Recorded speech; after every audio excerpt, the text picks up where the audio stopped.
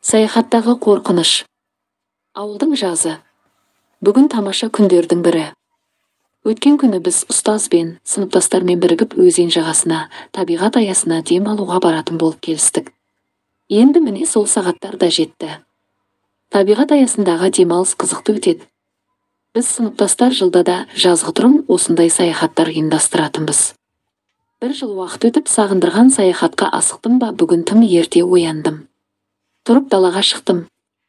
Өріске кетіп жатқан малдың шуы, қораздың таңғы айқайы, мал қайырған көрші, қолаңның дауысы бәрі өзінше үйлесім тауып жатты. Міне қызық, бұрын ерте оянып көрмеппін, ауылдың таңғы өмірінен бейхабар екем ғой деп ойланып отырдым.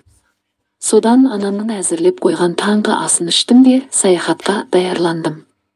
Сағат 7 болысымен мектепке қарай бет алдым. Жолдан сыныптағы Ернарды кездердім. Екеуміз бүгінгі өзімізді күтіп тұрған қызықтарды әңгімелеп, мектепке шапшаң жетіп қалдық. Мектеп ауласында ұстазым мен барлық сыныптастар жиналған екен. Бәріміз әндетіп жолға шықтық. Міне балалық шақтың қызықтарының бірі осы еді. Өзен жағасына келіп жайғастық.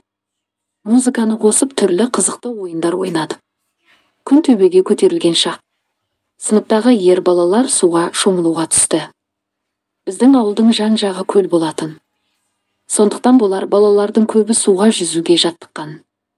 Қыз балалар өзен суына түсуге жүрексінді. Біздер ұлдарды сыртынан бақылап отырғанбыз. Бір кезде суда жүрген балалар шуласып кетті. Назар аударсақ Тоқтар деген бала жағаға жете алмай су жұтып жатыр екен. Құдайдың сақтағаны болар дейді кейін ұстазымыз. Сол кезде өзенде резеңке дөңгелекпен балыққа тор құрып жүрген ауылдың бір кісі болған. Сол келіп Тоқтарды құтқарып қалды. Сынып оқушылары түгел болған оқиғадан шошынып қалды. Қорыққанымыздан тез жинала бастадық. Бұрын мұндай жағдайды көрмеген біздің жүрегіміз аузымызға тығылып, буынымыз босап қатты сескеніп қалдық. Осы оқиға барысында мен өз ұстазымның жігерлілігіне таң қалдым. Ол өз қорқынышын сездірмеді. Көмек шақырды. Тоқтарды құтқаруға атсалысты. Соңынан шошып қалған біздің есімізді жинауға көмектесті. Міне, ұстаз деген осындай болса керек.